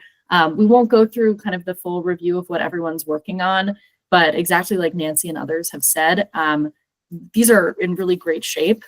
I think, you know, I'll let Meg make this comment in a future meeting, but I know in the food system mapping work group, they're actually working with the Department of Information Technology to start putting a map together. So that's one where we might have some really exciting updates and action taken as opposed to a recommendation. Diana is leading several of these ad hoc work groups, one on CEP and universal school meals, one on cold storage, and then the one at the bottom on capacity building for local food councils. Teresa has been leading this kind of broad work group, which is about expanding food access through a variety of means, including farmers markets, CSA programs, and community gardens. And then Joe Liu has been leading the Food is Medicine ad hoc work group. And Diana, maybe I'll just hand it to you if there's any like overarching comments you want to make about the progress of these work groups. I think the highlight is everyone is off and running. We have a meeting coming up. I should know the date, but I feel like maybe it's next week with the Distribution and Access Committee where we're going to talk through it more fully. But if there's any comments you want to make, Diana, please go for it. Summer, no, I think you covered it, covered everything. The only thing that I would say is that everybody is working very hard in all of my work groups to make sure that we have a recommendation. I'm glad you mentioned if our recommendation is done early, we can submit it, because actually we're keeping cold storage recommendation from last year just the way it is and going to resubmit that. Oh, fantastic. And then in case you didn't see it, Leslie put a comment in the chat saying that she'd be happy to look at the CEP and universal meals recommendation as well. So I'm happy to help coordinate that between the 2 of you to help get that reviewed. And thank you, Leslie, for making that offer. Okay, moving on to the EMP committee, we've got 4 ad hoc work groups here, which are first on local food purchasing, which also relates to, you know, aggregation platforms, institutional procurement. Joe Malone is leading that. Dr. Lansing is leading the work group on agricultural labor. Nancy is leading the Climate Smart Agriculture work group, which has come up with 2 recommendations. And then Martin is leading this group on regulatory barriers. And this, like I said, we had the great question about what do we do if we're ready to submit early. So I would say the EMP ones are really, really far along. If there's anything you want to kind of highlight, Dr. Lansing or Nancy, please feel free to do so. No, I'll say what was really great is we've had state agencies been working. If you see two of the people listed here were people from state agencies. So I've really appreciated the work of the agencies to work with the, a team. It's been a really great team of a mix of, people in farming and nonprofits and university and state agencies working on these. So I just appreciate everybody's participation. And so, yeah, we're ready for the next step. So we have 5. Climate Smart Commodity has 2 recommendations. So we have 5 total coming out of environment production right now. Yep. And I see a question in the chat, which Teresa, thank you for answering that before we could even get to it. But yes, as Ali asked, if others are wondering this, if anyone is interested in joining an ad hoc work group, it's not too late. If you want to join as a non-FSRC member just to contribute expertise, that is really welcome, and feel free to reach out to me and I can help make sure that you get added to that list. Yeah, and as you've seen, so there's the larger committee meetings, so the Environment and Production Committee that has our meetings and distribution and access, and then the working groups have come out of those larger meetings, and everybody is welcome to join both the larger, just general monthly environment and production or distribution and access meetings, as well as the ad hoc group. We really appreciate support from all members, whether you or from all people, whether you're a member of the FSRC or just a general, expert in that area or have something to contribute. It's really great to have that participation. So we would love to have you. Yeah, and thank you for clarifying that, Dr. Lansing, that there's also the committee meetings, which we absolutely encourage folks to join too.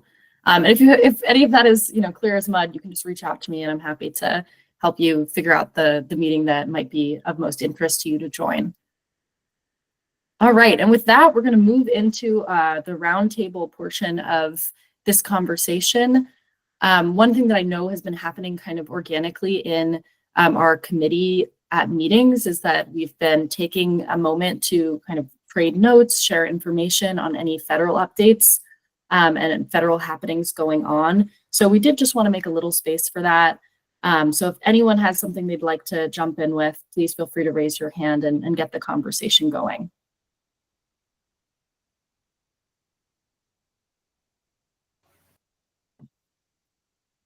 Serge, please jump in. Okay. I may have asked about this before, and forgive a person for being either hideously ridiculous or not paying attention. But I mentioned this in a conversation with somebody locally in Montgomery County. I think the time has come for the state of Maryland, and I'm sure that these conversations are already being had, in light of the cancellation of the federal version of the LFPA program, for the state of Maryland to stand up its own, or at least build on an existing framework of what they already provide. I think it makes little sense to have farmers and food producers and food aggregators within the state and also within the DMV region be left hanging and withering on the vine because of a change of policy priorities. Hunger is a national issue. Hunger and food insecurity is also a regional issue, and we've got the tools and resources and institutions in place, and we could build upon these institutions to strengthen something that already works and pumps money into the economy and also is a job creator too. So if there's any federal updates or even state updates related to the cancellation of the LFPA program, I'm all ears, and no worries if there's nothing new to report. Thanks. Well, let me put that back to the group. And Joe, I see your hand up, and if it's related to this, please do jump in. Otherwise, if anyone has something they'd like to jump in with for that question about LFPA specifically, go for it. And I see we've got Mark and Anne and Joe. Okay, it looks like Joe, maybe you are about to jump in on LFPA. So I'll go to you, then Mark, then Anne. Thank you, Serge, for bringing that up, because the termination of the LFPA has a huge impact on the Capital Area Food Bank as well as the Maryland Food Bank, and sure Ann can add more. But from our perspective, it has helped us build over 33 partnerships with local producers in Maryland. We used to have 3 before the program started. And the pullback of those resources is going to make it much more difficult for us to connect to farmers like Carl and Jesse, We talk about the blue catfish all the time, and the benefits across different sectors of what that program's brought us. And so it's a huge challenge, and we have to make it up in other ways, and we're trying to figure that out. And in the DC area, we would also just highlight the number of federal changes, including reductions in force to federal employees and termination of funding to contractors, plus cancellation of existing orders we were already expecting from USDA is causing huge uncertainty. Just to give you a sense of the scale, we had 28 truckloads of food that we had already ordered from USDA that they canceled on us. So we have a fundamental disruption in our food supply. We have some expectation that down the road, there will be trade assistance, trade adjustment support that will come down the pike.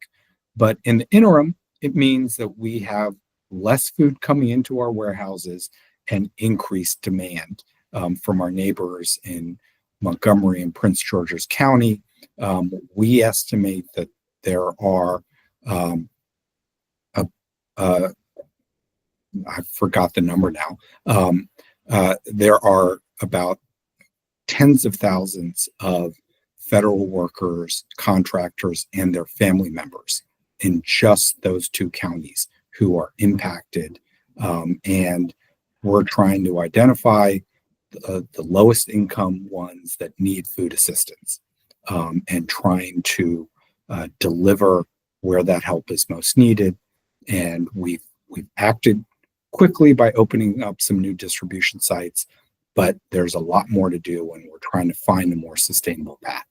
Anyways, I probably talked longer than I should, and Anne can probably fill out the picture on those federal cuts across the state. Well, thank you for sharing that, Joe, and for putting into perspective for us for some of those numbers. We really appreciate hearing from you, and we know it's an incredibly difficult time to do the work that you're doing. Mark, I see your hand is up, and then I'm gonna go to Anne. But Mark, please jump in.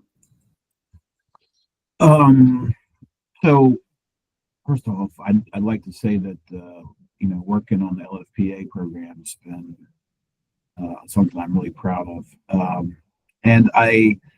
So the state has advocated and continues to advocate with our federal lawmakers about the importance of this program. MDA is a member of a national organization of state departments of agriculture.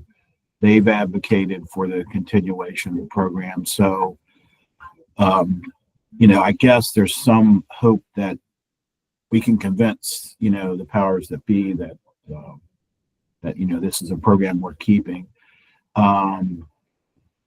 But currently we have the M-Farm program, which you guys were involved with way back. So that program is accepting applications now, I believe.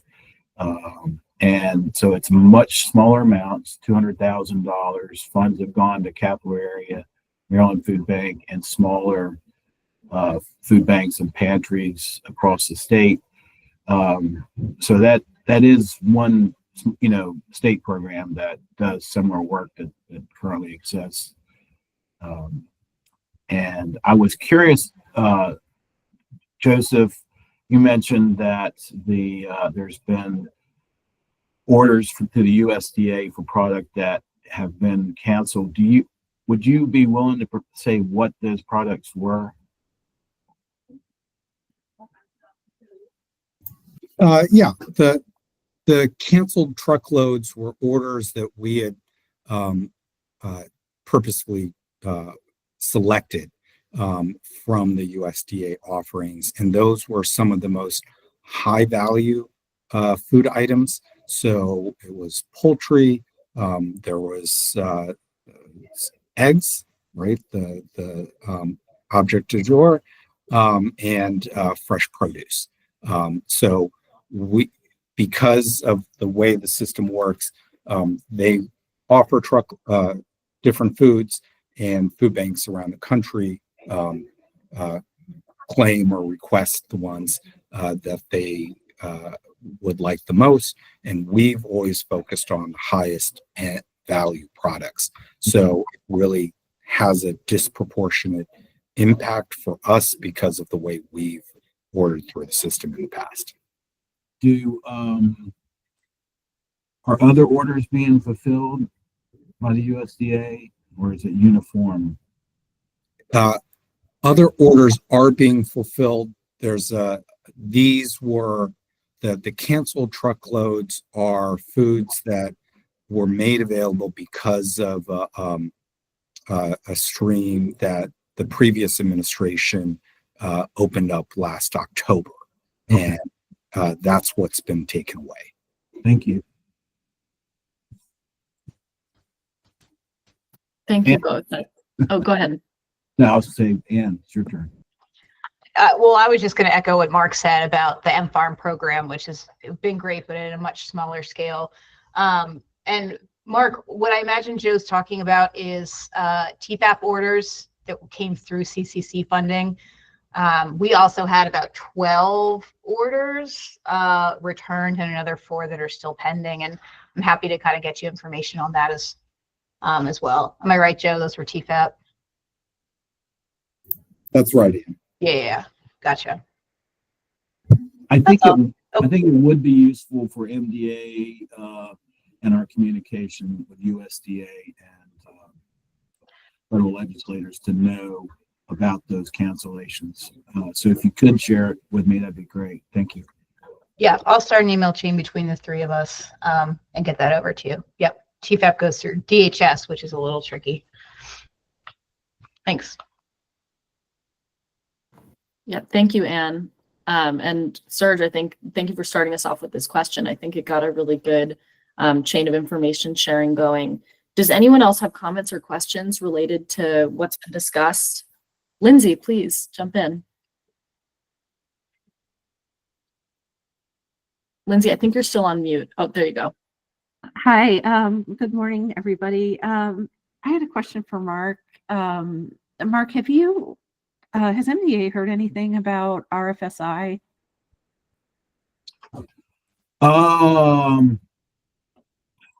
Yes, we have. So it's, as far as we know, we are still getting the funds. There is Karen Fedor here who's managing our application. There's a communication back and forth with USDA. We had to redo some environmental reviews of some of the projects. So we're hoping that still exists. I mean, with all these things, there's a bit of politely saying it, confusion. So we hope for the best. Yep, thank you both. And Jesse, I see that your hand is up. Feel free to speak. Just going to say, I think it's important. And I mean, I think the farmers really need the farmers that have been participating in the LFPA program. And I don't know the 2 individuals. There's one from Maryland, I think, that's on the call, and the other from Capital Area. I think you need to be reaching out to the partner farmers you guys have been working with, and they need to be reaching out to their elected officials. I think that oftentimes this gets misconstrued as a very partisan issue, and I think that's probably part of the reason it's been on the chopping blocks. And I think that we need to make sure that we're doing everything we can, because this is 100% a bipartisan issue. You know, food is not, doesn't matter whether you have an R or D attached to your name or an independent. So I think encouraging the farmers, because I think that could actually make an impact. I think the problem of it is the farmers oftentimes in America that get the moves are the ones who have large lobbying agencies, whether it be the U.S. grain producers or the soybean board or what have you, because that's where the majority of agriculture is. And you know, it's in the Midwest, and it's big boys, it's big grain operators. LFPA was certainly a program that was across the country, but I think for the legislature or legislators to hear from the farmers that it's directly affecting, I think would be more impactful, because, like I said, we're competing against in that regard, farmers are competing against each other. And right now, the grain producers, with all the tariffs and so forth, they've got the ear of the administration, when they're looking at prices, dropping and so forth. So I would encourage you all to reach out to your partners and tell them that they need to get in contact.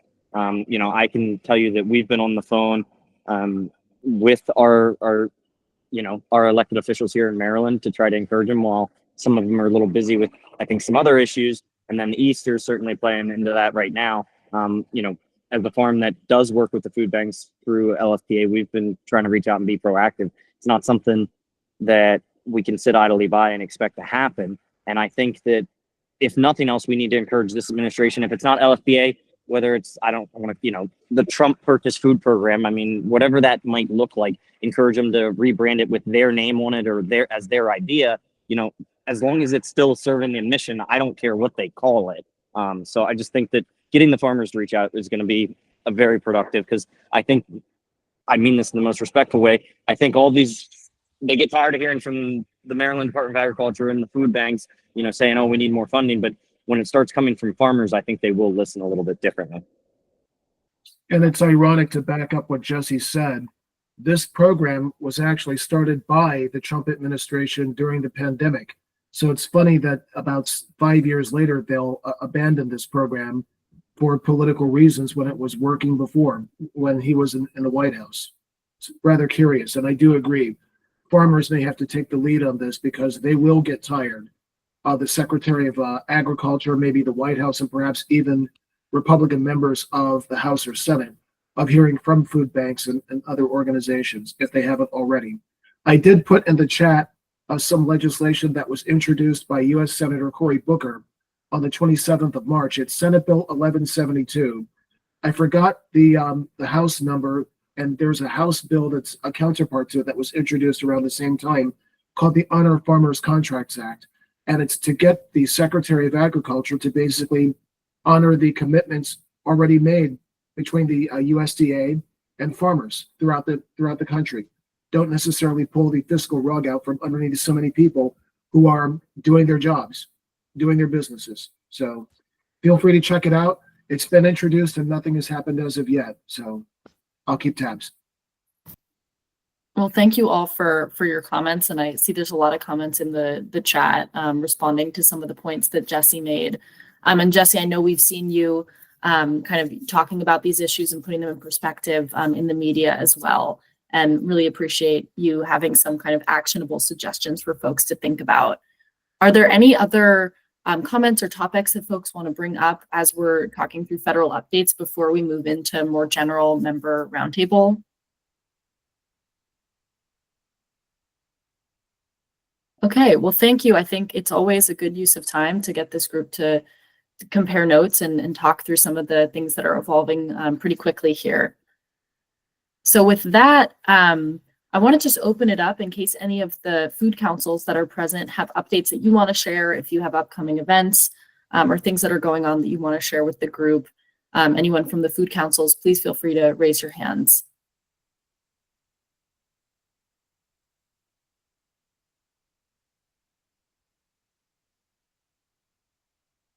Nancy, please. So I can talk about efforts going on the Eastern Shore. I think the only other person that maybe was involved is Mike Thelke, and so I'm going to ask Mike to weigh in also. But No Kid Hungry provided funding through Meals Till Monday to work on organizing a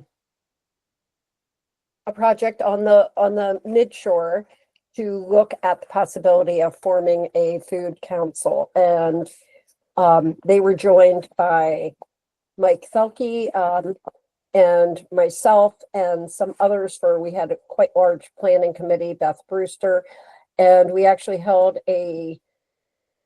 all Eastern Shore, all counties plus Delaware meeting to look at the food councils and the potential of regional food councils on the shore back at the end of March. As a result, there have been efforts on the 3 upper shore, mid shore, and lower shore to hold convenings to look at regional approaches to address some of the issues that we're talking about. And thanks to many of the council members, Michelle Caruso, Ann Palmer came over to help provide presentations and lead some of the group conversations. So with that said, I think we're really making some strides on the Eastern Shore. We'll be looking at Teresa and the Western Maryland group for some guidance and tips because they work under a regional approach also. So Mike, do you want to add anything if you still are on?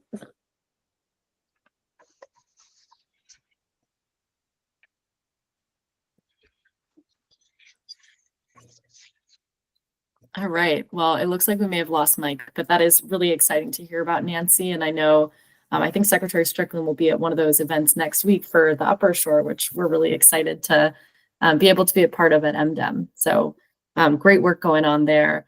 Mark, I think you're next up with your hand raised.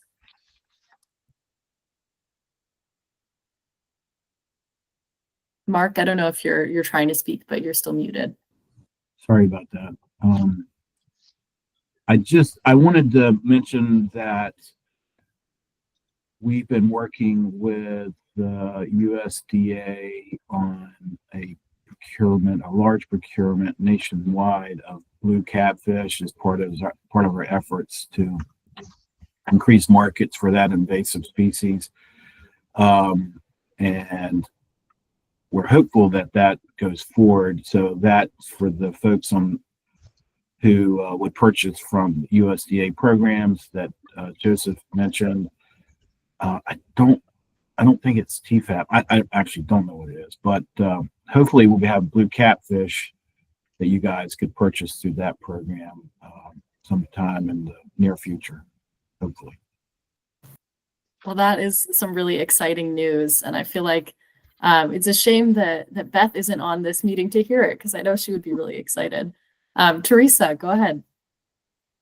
Sure. I wanted to share that, and I think I shared this before, but I can't remember, but the Food Council, in collaboration with County United Way, got funding to provide 1,400 food boxes, and it will be all local food over 3 years in it'll be Allegheny and Garrett counties.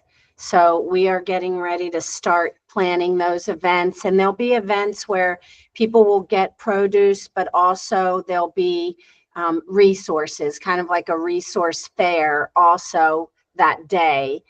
So it won't just be a food giveaway, but also a resource fair. So we're excited about that. And we did have some funding to provide some cold storage to food pantries. And we put out an RFP since we met the last time, and we had 9 pantries. We have 5 refrigerated units or freezer units. We're not sure what they want, but cold storage units. And we got 9, and we're going to try to work with the food bank, Maryland Food Bank, because I know they have some programs also. So we're hoping to be able to work with them and have them also, Ruthie Pritchard from the Maryland Food Bank Western Region, to look at these applications with us. But we're excited about that as well. Thank you. Well, that's fantastic. And we're looking forward to hearing more about those updates as more develops. Thank you.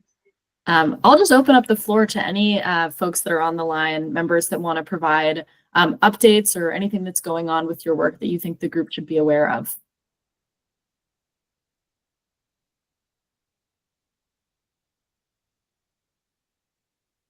Okay, well, as a reminder, you can always share those updates with me. We do have a distribution list for the FSRC where we're happy to send around information. I know a lot of folks have been using it already to get the word out about events or other kind of more timely initiatives that they want folks within this broader space to see. And with that, we're coming up on the end of the meeting here, right in time. Thank you all for being a part of this. I think this has been really a jam-packed meeting, and we appreciate your attention for the full 2 hours this morning. Again, if anything comes up after this meeting, whether you want to share information with the group, there's things you want to discuss next time, please don't hesitate to reach out. We really, really appreciate all that you do, and making extra time to be part of this council is so greatly appreciated by us, and I know by Secretary Strickland and Nancy specifically. So with that, we'll close it out. As a reminder, this is how you can reach me, and please don't hesitate to use this email and get in touch. And thank you all. We'll see you very soon in the committee meetings. Take care, everyone. Thank you. Take care, everybody. Thank you so much.